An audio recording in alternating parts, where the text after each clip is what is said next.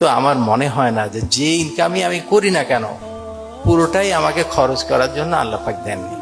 আমার কাছে এরকম মনে হয়। দলিল কি? দলিল হলো এরকম, মানুষের মালিক আল্লাহ পাক। সূরা নাসে আমরা পড়ছি, আমরা আল্লাহ পাকের কাছে আশ্রয় চাচ্ছি, কুল আউযু বিরাব্বিন নাস, মানুষের রবের কাছে আশ্রয় করছি, মানুষের মালিকের কাছে আশ্রয়, মানুষের ইলাহের কাছে আশ্রয়। মানুষের মালিক আল্লাহ পাক। দুনিয়াতে দেখেন, আপনি যদি 10টা গরুর মালিক হন, যে গরু থেকে যা উৎপাদন হয় কে ভোগ করে? উৎপাদনকারী ভোগ করে না। গরু ধরে অনেক লিটার দুধ দিল, গরু কিন্তু সেই দুধের দাম যে বিক্রি করে যেটা হলো সেটা কিন্তু গরু ভোগ করে না, মালিক ভোগ করে। আপনি যদি একটা গাড়ির মালিক, গাড়ি থেকে যা উৎপাদন হয় গাড়ি কিন্তু ভোগ করে না, ভোগ করে মালিক ভোগ, রাইট? তাহলে আমার মালিক যদি আল্লাহ পাক হয়ে থাকে, তাহলে আমার থেকে যা উৎপাদন হবে তা ভোগ করবেন আল্লাহ পাক। আমি কতটুকু ভোগ করব? যেটুকু আমার খাওয়া পরা এবং চলার জন্য প্রয়োজন সেটুকু ভোগ করব। যেটুকু গরু ভোগ করে থাকে, গরু কতটুকু ভোগ করে?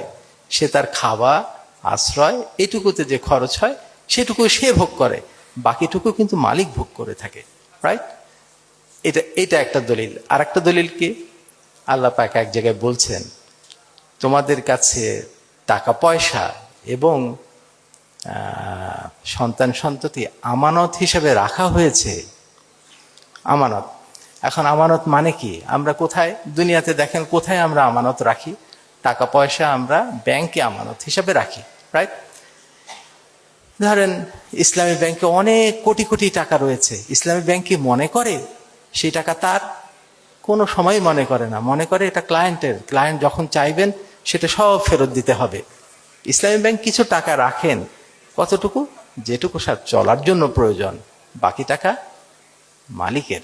তো আল্লাহ পাক নিজে বলছেন, টাকা পয়সা আমার কাছে যেটা দিয়েছেন সেটা আমানত হিসেবে রেখেছেন, আমি শুধু সেইটুকুতে ওইটুকু খরচ করার অনুমতি দিয়েছেন যেটুকু মধ্যম পন্থায় আমার চলার জন্য প্রয়োজন, বিলাসিতা করার জন্য বলেননি।